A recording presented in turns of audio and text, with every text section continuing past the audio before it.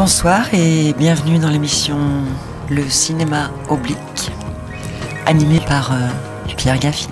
Alors après avoir lu vos entretiens, vos livres, je me suis dit mais finalement Sandrine Bonnaire, qu'est-ce qu'elle a de plus que moi? Et en fait j'ai trouvé un truc tout bête, c'est que moi quand j'achète un kilo... J'ai un peu plus de cheveux. Ça va devenir le gag récurrent, Sandrine, mais je vous aurai à la fin sur autre chose. Je me suis dit, moi Pierre, quand j'achète un kilo de courgettes, je le cuisine. Tandis que vous pouvez jouer une scène tout en pensant aux courgettes que vous allez faire frire le soir chez vous. C'est-à-dire vraiment la dissociation. On peut, vous le dites souvent dans votre livre, hein, si les gens savaient dans quel état d'esprit on était pour tourner cette séquence dramatique. Ah mais carrément, j'adore le dédoublement. C'est vrai que, et ça me fait rire parce que il y a pas mal de gens qui pensent que je suis un peu plombée et tout ça via les rôles. Et justement de penser à un kilo de courgettes, bah, déjà ça m'a permis de ne pas aller en thérapie parce qu'avec tous les rôles dramatiques que j'ai joués, j'aurais pu finir très déprimée. Vous avez quand même essayé l'hypnose. Ouais, mais pas pour ces raisons-là. Pour autre chose. Et j'aime bien, oui, l'idée d'être totalement dans le rôle et puis en même temps d'être détaché de ça. La manière dont j'aborde mon travail, c'est à la fois comme un peintre ou comme un commerçant, un artisan. C'est-à-dire que je suis complètement dedans et puis en même temps je prends de la distance. Comme le peintre, quand il veut rajouter une couleur, il s'éloigne de sa toile pour ajouter une petite touche à quelque chose. Ou alors comme un commerçant, c'est-à-dire qu'une fois que la journée est terminée, je ferme la boutique. Justement, je vais cuisiner les courgettes auxquelles j'ai pensé toute la journée. Parfois... vous, sur une séquence, quand le réalisateur semble content mais pas vous, ou vice-versa, parfois, je crois que c'était sur le film Est-Ouest de Régis Varnier, vous dites que vous avez compris dans l'œil d'un machiniste, c'est-à-dire la personne qui s'occupe de placer les éclairages, vous avez vu dans l'œil d'un technicien que c'était la bonne que vous veniez de faire prise. Il faut être, j'imagine, à l'écoute aussi de tout ce qui se passe sur un plateau. Oui, mais alors, pas forcément quand le metteur en scène n'est pas content. D'ailleurs, c'est pas du tout ce que je dis dans le livre. C'est plus sur... je peux jouer aussi pour quelqu'un d'autre. C'est surtout ça que je raconte. C'est-à-dire que on parle beaucoup des metteurs en scène, mais il y a aussi plein d'autres gens qui fabriquent un film, qui créent un film. Et je me souviendrai tout le temps de ce machiniste qui s'appelle d'ailleurs Gilles Fonbonne. Je me souviendrai tout le temps de lui. Qui regardait cette scène et comme si c'était son film, c'est-à-dire il était tellement ému, tellement dans la création du film que ça m'avait extrêmement touchée et puis je trouve vraiment chouette d'être regardé aussi joliment et parce que, voilà, en tout cas sur ce film-là, tout le monde était au service du film, justement. Et j'avais envie de jouer pour tout le monde. Et c'est en général ce que je fais aussi. Il n'y a pas qu'un metteur en scène. Alors moi, j'ai peut-être pas de cheveux, Sandrine Bonnaire, mais j'ai un casque. J'ai un casque. Et dans le casque, je vais entendre un extrait d'un des plus beaux films dans lesquels vous ayez tourné. Montez prendre un verre. Une autre fois.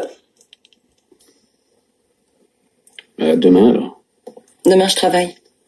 Ah, dans la vie? Mais je sais toujours pas ce que vous faites. Je donne des cours de dessin dans un lycée. Alors, prof, bénévole, et quoi d'autre encore? Maman, déjà. Et en ce moment, je répare le toit de ma maison avec des amis. Vous rigolez, vous? Non, je vous assure, j'adore bricoler. Enfin, quand je peux. Vous courez tout le temps. Je supporte pas de ne rien faire. Ouais, vite, faire, et puis un jour, quoi, c'est déjà fini, j'ai eu le temps de rien. C'est comme ce soir. Ça passe trop vite. C'est vrai.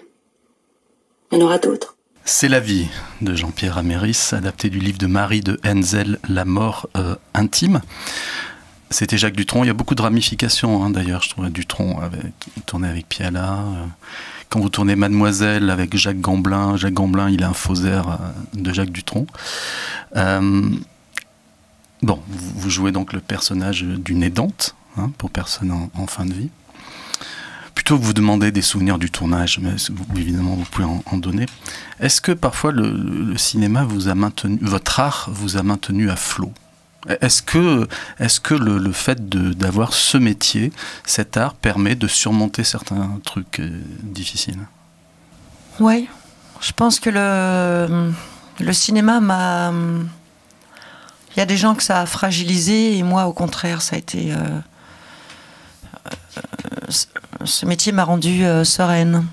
Et ce tournage, particulièrement, j'ai été meurtrie puisque j'ai été agressée pendant ce tournage-là. Le tournage s'est arrêté pendant 2 mois et demi et heureusement, il ne nous restait qu'une semaine à faire. Mais j'ai aimé revenir sur ce film parce que ça, justement, quand il y a des tragédies dans la vie un peu personnelle, eh bien, quand on est sur un beau projet, ben ça permet de retrouver le sourire, si je puis dire. Ce film a beaucoup compté pour moi et en plus ça s'appelle C'est la vie, c'est quand même pas rien. Et puis Jacques Dutronc, quelle rencontre! Jacques Dutronc pour moi est une des personnes les plus importantes de ma carrière. C'est un des plus grands hommes que j'ai rencontrés. Vraiment. À tout point de vue. Le chanteur Peter Gabriel disait que le plus grand mythe sur la célébrité, c'était que la célébrité pouvait apaiser des souffrances qu'on avait en soi. Est-ce que vous êtes d'accord avec ça, que en fait, célèbre, c'est pas parce qu'on est célèbre qu'il y a des choses qui se solutionnent plus vite en nous? Je fais toujours allusion à C'est la vie. Hein. Oui, c'est vrai que c'est pas parce qu'on est célèbre qu'on n'a pas de problème. Quand on est célèbre, ce qui est chouette, c'est de pouvoir s'exprimer et de pouvoir défendre des causes, justement. Ce phare, c'est mon père qui l'a fait. Mon père, c'était un type étonnant. On a ça en commun toutes les deux. Il faisait un drôle de métier, lui. Il était gardien de phare, en pleine mer. Drôle de métier, hein?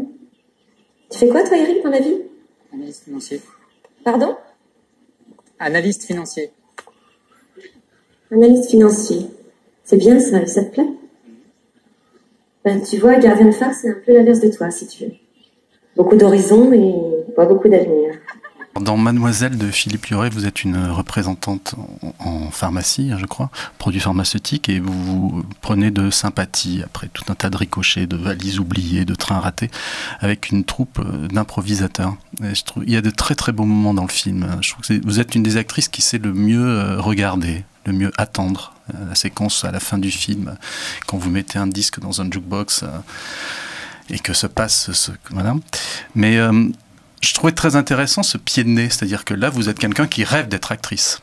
Vous devez jouer une femme qui a un métier super centré et qui rêve d'être saltimbanque. Ouais, c'est vrai. Ouais. Quels sont les risques les plus inattendus que vous ayez pris dans votre vie? Parce que là, je parle de ça parce que Mademoiselle, c'est une femme qui prend un risque. Le risque, justement, de dire adieu, sans doute, peut-être, à un monde normé. Est-ce qu'il y a... Je ne vous demande pas forcément de nous les donner, hein, mais est-ce que vous êtes toujours dans la position de « je suis capable de prendre n'importe quel risque à n'importe quel moment ». Là, je reviendrai au film de Caroline Bottaro. Quand on prend des risques, on peut perdre. C'est vrai. Quand on n'en prend pas, on perd toujours. Voilà, c'est devenu ma devise. Est-ce que vous êtes d'accord avec cette phrase de... Je convoque beaucoup de vos confrères, hein, vous l'avez remarqué, mais je trouve que c'est intéressant. Est-ce que vous êtes d'accord avec cette remarque qui m'avait beaucoup... surpris, de Sergio Castellitto, un acteur oui, italien, qui dit, en fait, moi j'ai 2 CV d'acteur. Et j'ai les films que j'ai faits et j'ai les films que j'ai refusé de faire pour des raisons éthiques, morales, ou un partenaire qu'on n'aime pas, etc. Vous pourrez y reprendre cette phrase à votre compte? Pas complètement. Parce que les films que je refuse de faire, c'est parce qu'ils sont un peu oubliables. Donc, Donc, je m'en souviens plus. Par contre, je pense que j'ai, entre guillemets, 2 carrières. Il y a des films que je n'aurais pas dû faire. Il y a aussi des mauvais films dans ma carrière. Et j'assume. Et en même temps, une carrière ne peut pas être que faite de sans faute. C'est pas possible. Dans Le soleil me trace la route, vous dites mon public sera peut-être moins large, mais ce sera mon public. Et moi, je comprends ça par moins large que éventuellement certains comédiens qui tout d'un coup font ce que les Anglais appellent un payoff, quoi, c'est-à-dire tout d'un coup une présence dans un film méga populaire. Vous ne jouez pas trop ce jeu-là, en fait. Mais j'ai presque l'impression que Sandrine Bonnaire, c'est aussi la directrice d'une maison d'édition qui s'appelle Sandrine Bonnaire Édition. C'est-à-dire qu'on ne choisit pas... c'est une fonction auquel je vais penser, tiens. Je plaisante. Moi, j'aime assez bien la popularité. Populaire ne veut pas dire... Des magots. Ouais, c'est ça. Si un film a énormément de succès dans lequel je suis heureuse. En revanche, j'aime pas l'effet de masse. L'effet de... J'aime l'idée que les gens y aillent en nombre pour les bonnes raisons et pas pour... parce qu'il y a quand même beaucoup de films qu'on dit populaires, mais qui... Et c'est aussi des raisons qui sont... on emmène les enfants, ou alors les gens sortent en se disant « Oh là là, quelle merde !» Donc, voilà, il y a plein de raisons. Mais j'aime pas plaire à la masse, dans le sens... c'est un peu vulgaire comme terme, mais comme la masse est aussi vulgaire, donc je l'emploie. Claude Miller, le réalisateur, disait à la fin de sa vie, à force de courir après le public, on ne voit plus que ses fesses.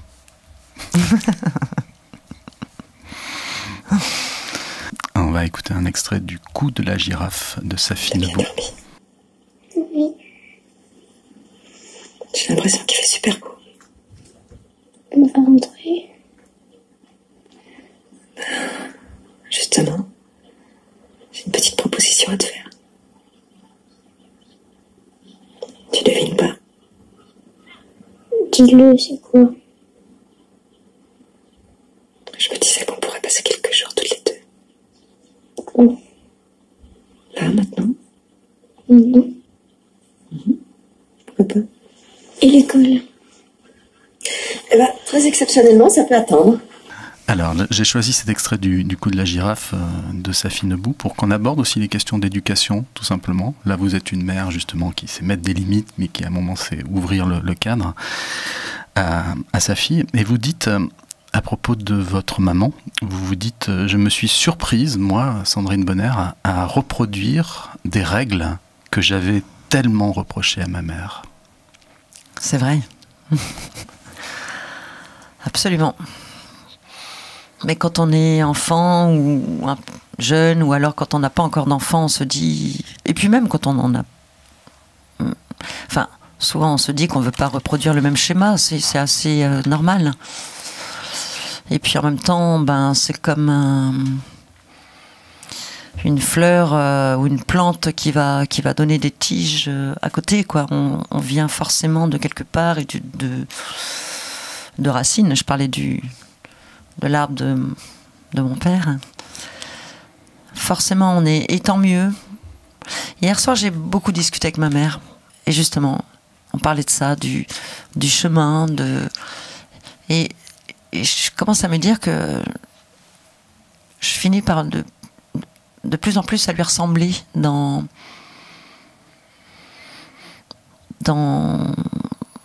un peu ses mauvais côtés, mais aussi cette quête justement d'avancer sur l'éducation, sur ce qu'elle m'a apporté dans le vrai bon sens, c'est-à-dire d'aller de l'avant.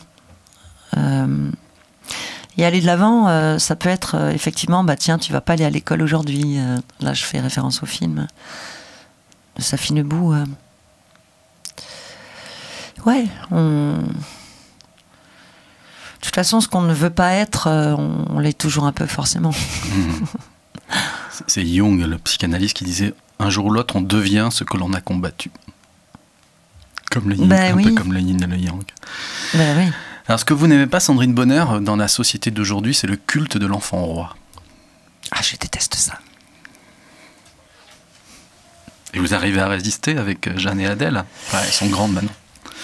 Eh ben, elles n'ont jamais été capricieuses. Franchement, et je dis pas ça parce que ce sont mes filles. Hein. Bien sûr. Elles sont chiantes par moments, mais elles n'ont jamais. Elles ont toujours eu le sens en plus de l'argent, de ce qui se gagne, de ce qu'on a et de ce qu'on n'a pas. Ça, c'est très important. Là, pour le coup, je ressemble à ma mère et à mon père. D'ailleurs, dans le livre, vous faites allusion à un moment où on vous fait une proposition pour un tournage que vous refusez, vous raccrochez, et là, vous dites à vos lecteurs, il faut avoir le cœur bien accroché en disant « Je viens de raccrocher et de refuser 1 million d'euros ». Ouais. Bah ouais. Mais c'était pour des pubs. Des pubs. Je suis pas contre la publicité, mais ça dépend laquelle, quoi. Je suis pas contre de gagner de l'argent. Franchement, aujourd'hui, je peux faire des choses mais il faut pas que ça entache ce qu'on est soi, quoi. Mais en même temps, je suis pas dupe aussi de. Comment dire, il y a aussi des choses qu'on peut faire pour gagner un peu plus d'argent sans se corrompre. Je pense qu'il y a des équilibres à trouver. Mais oui, c'est 1 million d'euros, je les ai refusés parce que là, pour le coup, je me serais sentie très mal après avoir fait ça. Je voudrais revenir sur votre conception de l'éducation. En fait, vous dites qu'on fait tout à l'envers. C'est que l'éducation, l'école, ça devrait être pour les grands et pas pour les petits. Ah oui. Quand on est petit, on n'a qu'une envie, c'est de jouer, c'est de courir, on n'a pas envie d'apprendre ces choses-là, en tout cas. Puis, je pense qu'on n'a pas la compréhension de tout. Il y a des âges pour comprendre les choses. Par exemple, la lecture des auteurs, on vous impose de lire des auteurs qu'on comprend bien plus tard. Déjà, ça va pas, quoi. Ouais, moi je pense que l'école devrait être à partir de 20 ans. D'ailleurs, il y a tellement de grands artistes qui sont des gens qui avaient très très mal réussi à l'école et qui ont eu ensuite, après 20 ans, 30 ans, 40 ans, une soif de lecture que l'école peut avoir tarie, quoi. Mais voilà, moi je me suis, cultivée, ouais, carrément à l'âge de 20 ans. J'ai lu de la poésie à l'âge de 20 ans, justement, on parlait de Spinoza, voilà, ça a été vers 22, 23 ans. C'est pas la même sensibilité et pas la même compréhension. Vous êtes réalisatrice, et on va écouter le premier film, documentaire sur votre sœur. Sandrine, c'est quelqu'un qui, en faisant son film sur sa sœur, a fait son premier film. Et chose qui n'est jamais facile de mener à bien. Mais elle a eu un éclair de génie, qui d'ailleurs la résume en tant que personne, c'est qu'elle sait écouter les autres. C'est sûr et certain que tu viens me voir demain matin? Mais oui, Sabine, c'est sûr et certain. Voilà, maintenant c'est à toi de me répondre. Encore une seule fois et jurer que je t'écoute. D'accord. C'est sûr et certain que tu viens me voir demain matin? Oui, t'inquiète pas, je te le jure, je te le promets. Alors vas-y, à toi. Encore une autre question. Ah non, maintenant c'est à moi de poser les questions. Et si on parlait d'autre chose? New York par exemple. Tu te souviens quand on est parti à New York? On a pris l'avion. 6 juin. Sabine part à New York, en Concorde. Votre sœur, Sabine. Celle dont vous avez dit c'est ma sœur, mais elle est aussi presque devenue ma 3e fille. Mmh. C'est encore vrai. On parlait tout à l'heure des prisons. pour joueuse. Sabine, votre sœur, qui est autiste, dans votre film, on voit qu'elle a été emprisonnée. Bourrée de médicaments. Ouais. Et d'ailleurs, dans le film, il y a un carton qui dit 5 ans d'internement. Il paraît le terme n'est plus approprié, dit-on. Et d'ailleurs, à l'époque, on m'avait dit non, on ne dit plus interné, on dit hospitalisé. Et je suis restée, comment dire, tenace par rapport à ce terme-là, c'est-à-dire que interné, c'est comme d'être incarcéré. Effectivement, Sabine a été, je le dis souvent d'ailleurs, incarcérée pour un crime qu'elle n'a jamais commis. Et aujourd'hui, Sabine, évidemment, est beaucoup plus libre. Elle est dans une structure qui est plutôt très bien. Mais elle est toujours scellée par une médication qui reste malgré tout assez forte, même si les traitements sont un peu plus légers aujourd'hui, parce que les gens qui s'en occupent sont plutôt bien, mais on lui a infligé trop de choses dans le corps. Aujourd'hui, c'est le corps qui trinque. Et je ne vous cache pas que je suis assez inquiète de sa condition physique. Autant la tête va plutôt bien, mais le corps... Vraiment, le corps va mal. C'est le film pour lequel vous avez reçu le plus de lettres. Et c'est normal, puisque beaucoup de gens sont concernés. Et je voudrais préciser d'ailleurs, ce n'est pas un film que sur votre sœur Sabine. Il y a des témoignages, et notamment ce témoignage incroyable où une maman raconte qu'elle a pris un jour par erreur, je crois, le médicament qui était administré à son fils, et qu'elle a mis 2 jours à retrouver son état normal, elle. Et donc, et elle n'avait pris même que la dose du midi. Elle disait, vous vous rendez compte, voilà. Et puis souvent, vous apprenez, enfin, quand on veut attacher Sabine sur son lit, il y a un médecin, je crois, qui vous dit, oh mais maintenant on fait des attaches super bien avec des mousses aimantées, etc. C'est vraiment très inquiétant, cette langue de bois autour de choses qu'on ne veut pas admettre, c'est-à-dire effectivement l'enfermement dont on parlait. Mais le contact, c'est le contact avec un cheval, je crois, notamment, qui lui a fait reprendre j'allais dire remettre le pied à l'étrier à votre sœur, mais vous avez trouvé une clinique, c'est ça, pour elle? Le cheval, c'est le centre où elle est. C'est toujours la même association, mais elle était dans une autre maison maintenant. C'est un endroit qui est un peu plus, beaucoup plus institutionnalisé. Mais avant, elle était, d'ailleurs, c'est montré dans le film, elle a envie de taper un cheval, elle a une violence, et puis en même temps, elle s'approche du cheval et elle voit bien qu'il est bien plus fort qu'elle, et si elle lui met un coup, il va lui mettre un coup de sabot, et et comme Sabine est intelligente, elle sait bien qu'il ne faut pas le faire, ça, en tout cas sur un cheval. C'était vraiment tout le concept de cet endroit qui s'appelait l'Institut Marcignac, qui aujourd'hui s'appelle l'APEC. Mais effectivement, il y avait tout un travail fait entre la nature, les animaux et les résidents. Il y a un lapsus intéressant, je crois, c'est le jour du tournage où il faut que vous alliez commencer le tournage de votre film, vous trompez de route. Ah oui, c'est vrai. Alors vous connaissiez le chemin par cœur pour aller vous rendre visite à votre sœur, et la fleur au fusil, pourtant, je trouve que c'est un des plus beaux lapsus intéressants. C'est à la fois vous aviez envie, mais vous saviez que vous vous engagiez dans quelque chose de fort. Ah oui, j'avais oublié ça. Exact.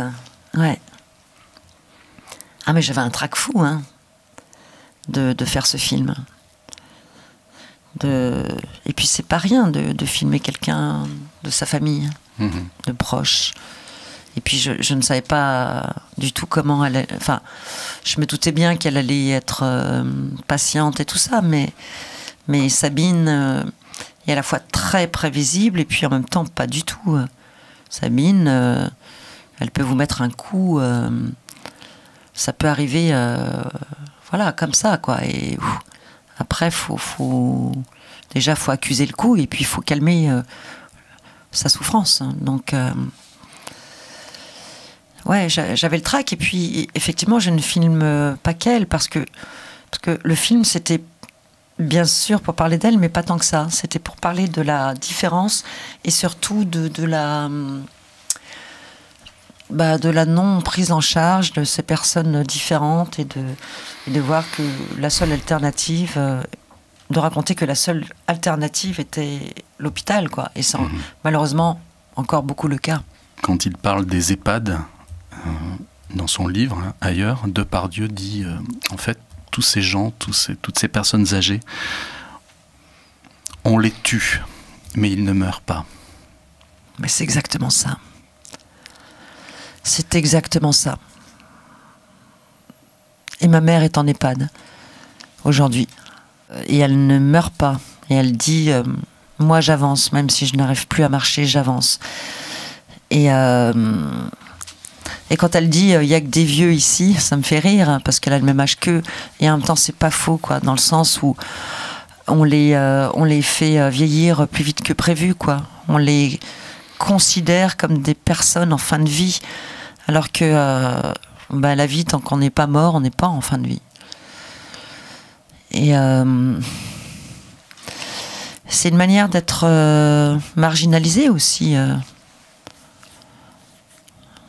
d'être en EHPAD, comme d'être dans un centre, dans un MAS. Sabine est dans une masse. Les abréviations, en plus, c'est terrible parce que tout d'un coup, on n'a pas du tout l'impression d'aller chez quelqu'un ou que la personne soit chez elle. C'est 3 lettres, 4 lettres, enfin, c'est effrayant, quoi.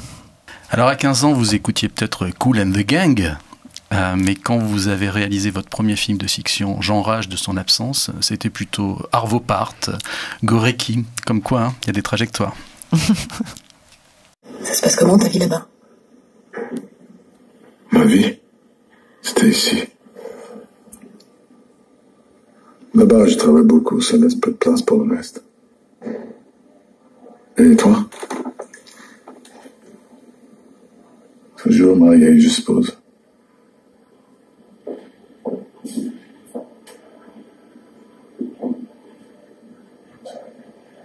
Et ton fils?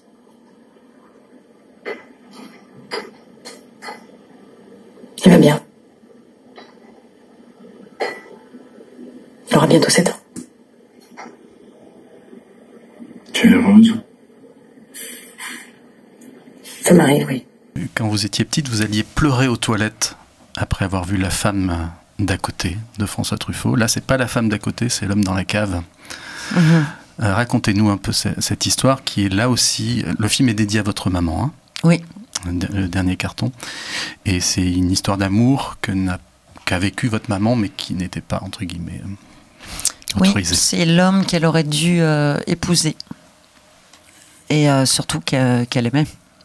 Et puis les parents, enfin son père, parce que elle a été coupée de sa mère, le père s'est remarié avec quelqu'un d'autre. Mais le père l'a empêché d'avoir cet amour avec cet homme. Et puis ma mère entre-temps a eu des enfants, a connu mon père, s'est mariée, tout ça. Et puis elle a retrouvé cet homme des années plus tard. Et puis cet homme, elle le cachait dans la cave de notre immeuble. Donc moi j'ai connu ce Guy, il s'appelait. Et puis voilà, on l'aimait beaucoup d'ailleurs. Bon, je vous la fais courte. En tout cas, cet homme, je l'ai retrouvé à l'âge de 20 ans et il était devenu clochard. Il était allongé dans la poste du Louvre et puis il m'a reconnu. Moi, évidemment, je l'ai reconnu aussi tout de suite. Et on est allé prendre un café. C'est lui qui m'a invité. D'ailleurs, il avait 10 francs en poche. Et il tenait absolument à m'inviter. Et puis il m'a raconté toute sa douleur et le non-deuil de ma mère. Et donc je me suis inspirée de cet homme, en fait, pour raconter le deuil, non pas d'une histoire d'amour entre un homme et une femme, mais d'un homme et d'un enfant. Dans le making-of du film, Jean Rage de son absence, vous dites que quand vous tournez, vous ne coupez pas trop tôt les séquences, voire même vous les coupez très tard, parce que vous avez envie que vos comédiens, je vous cite, vous donnent du vide. Ouais, absolument. C'est-à-dire, en tout cas, du lâcher-prise. Quand on joue une scène, on sait ce qu'on a à faire, on est dans un rythme bien particulier et tout ça, et puis quand il n'y a plus rien à faire, c'est là où ça devient intéressant. parce que ça donne des drôles de choses d'ailleurs, et c'est très révélateur suivant les acteurs. C'est-à-dire que ce lâcher-prise fait que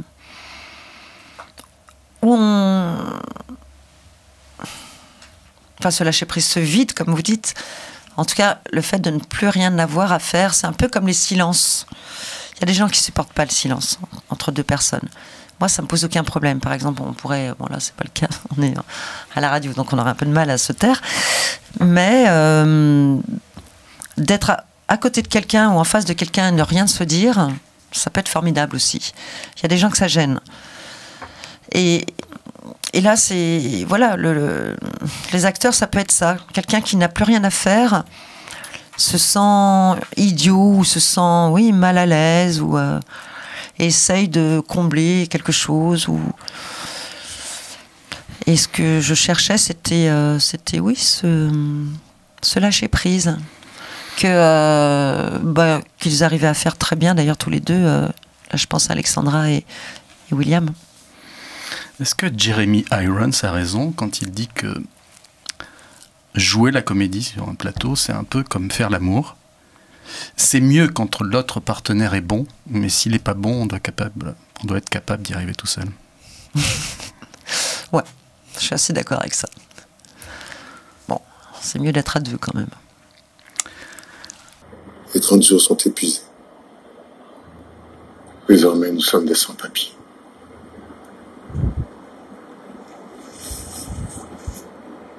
Tu sais, il y a encore une dernière chance. Le tribunal administratif. Il faut y croire. Hein? Il faut y croire. Tu sais, moi, un jour, je me suis retrouvée sans papier aussi. Pendant 3 ans, ils n'ont pas voulu renouveler mon passeport. Ils ont exigé un certificat de nationalité auprès de mes parents. C'est un extrait de Une saison en France de Mahamat Saleh Haroun que vous avez tourné en 2016-2017. Vous jouez une émigrée polonaise, hein, c'est ça, dans le film. Mm-hmm. J'ai choisi ce film parce que je trouve que depuis plusieurs années, on sent aussi la citoyenne qui affleure dans votre travail. Vous avez réalisé des films sur les violences faites aux femmes récemment,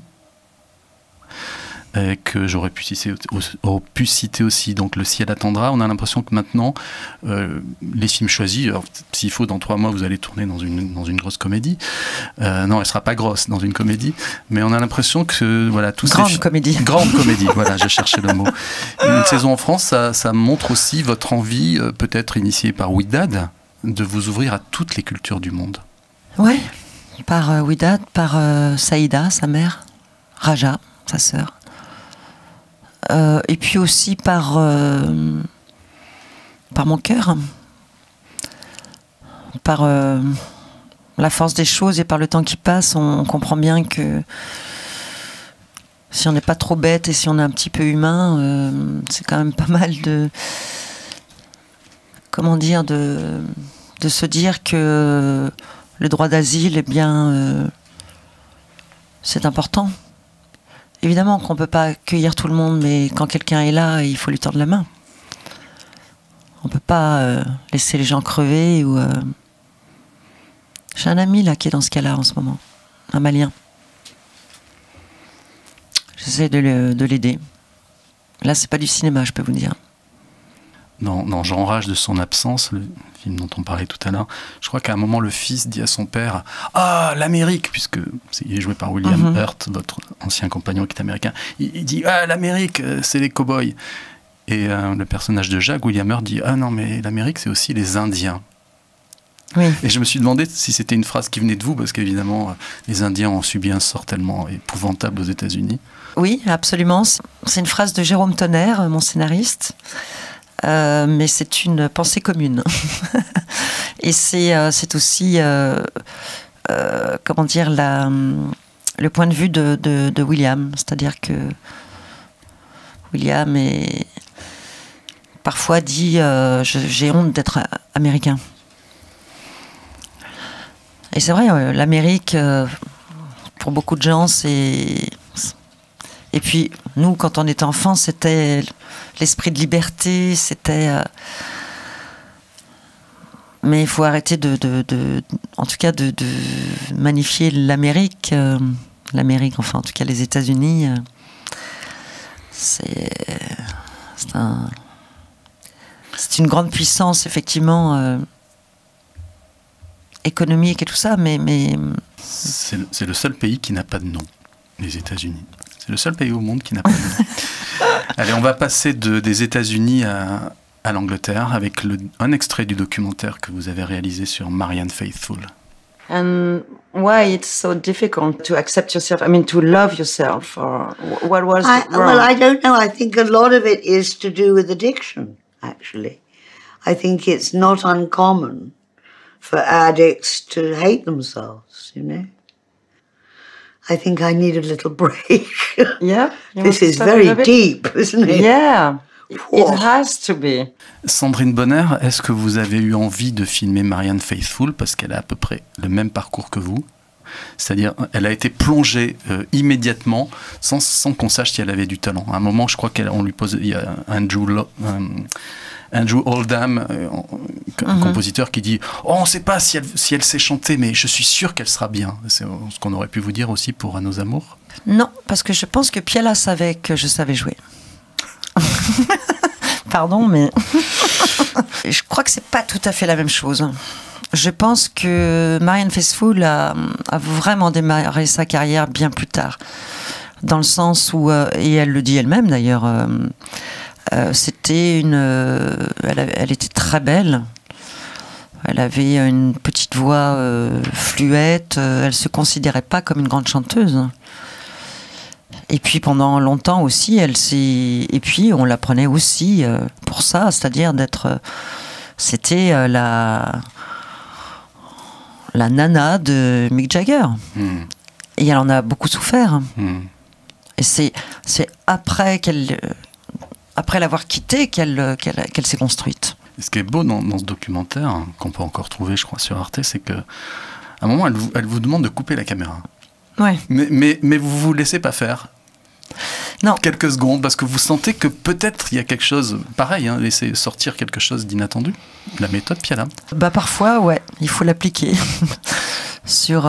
Marianne avait très très peur elle ne comprenait pas du tout ce que j'allais faire sur elle.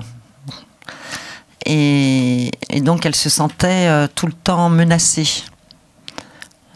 Contrairement à Jacques Higelin, avec qui j'ai aussi fait un film, un documentaire. Et Marianne, ça a été dur, ça a été vraiment un duel permanent, quoi, jusqu'à presque la fin. Ensuite, elle a eu ce fameux lâcher-prise. Mais effectivement, cette scène, quand je lâche pas la caméra, ben non, c'est écoute Marianne, si tu acceptes qu'on fasse un film sur toi, ben alors... tu te laisses filmer, enfin en tout cas tu joues la confiance, sinon c'est pas la peine, quoi. Sinon moi je rentre chez moi, quoi. Mais elle a fini par comprendre et accepter, et là par contre elle a été merveilleuse, elle m'a donné beaucoup de choses, enfin elle m'a donné, d'ailleurs c'est pas pour moi, quand on fait le portrait de quelqu'un, c'est pour que c'est plus pour soi, enfin Si on veut le principe d'un portrait, d'un documentaire, c'est de se raconter. Si on veut pas le faire, faut pas le faire. C'est pas comme un acteur qui joue un rôle, quoi. Ouais. On n'a pas parlé de Jacques Higelin, hein. Ça me contrarie. Allez-y.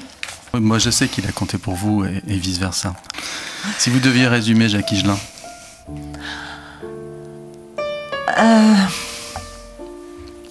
Ouais. Jacques Higelin, c'est un très très grand homme qui reste un très grand artiste, qui reste totalement intemporel et une une inspiration folle pour moi. C'est quelqu'un qui continue à me nourrir en permanence. Ouais, vraiment. Sandrine Bonner, est-ce que vous êtes prête pour le questionnaire rituel de la fin d'émission? Quel est le livre que vous avez le plus offert?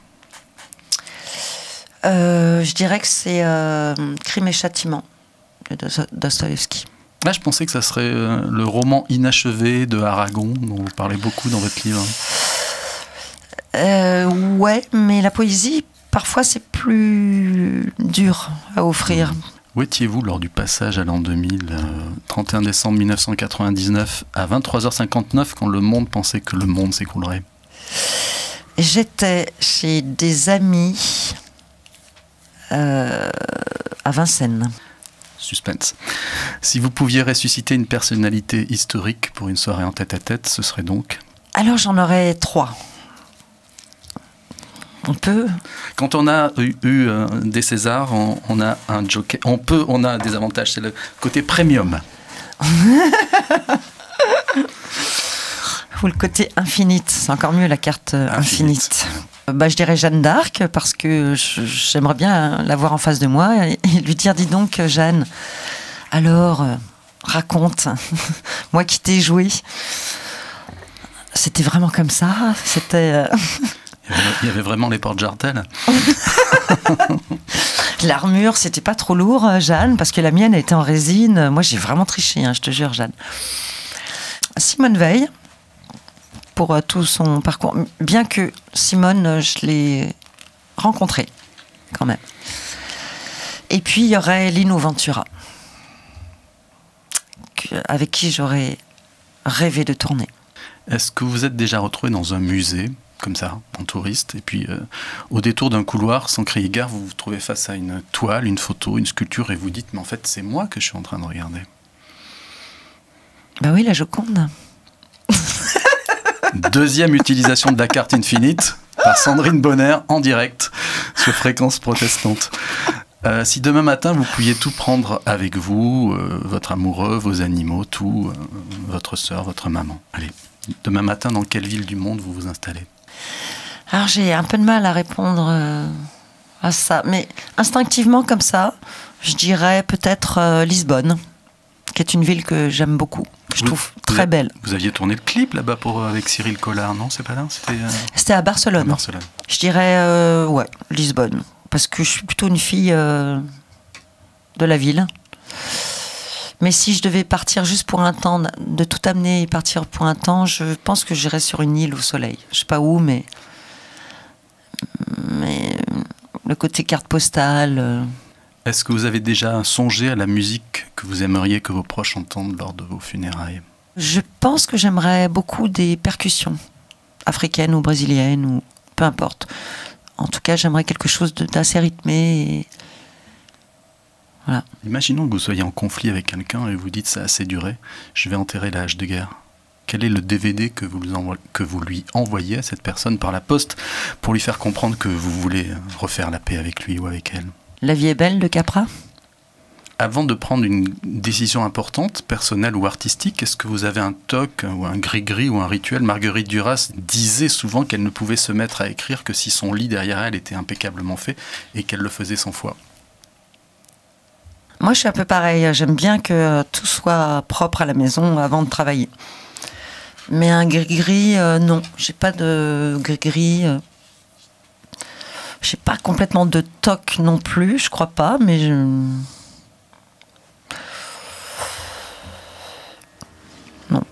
Merci infiniment d'être venue sur Fréquence Protestante, Sandrine Bonner. Mais de rien. Longue vie, faites-nous encore de beaux films, d'un côté ou de l'autre de la caméra. Merci. À bientôt. À bientôt.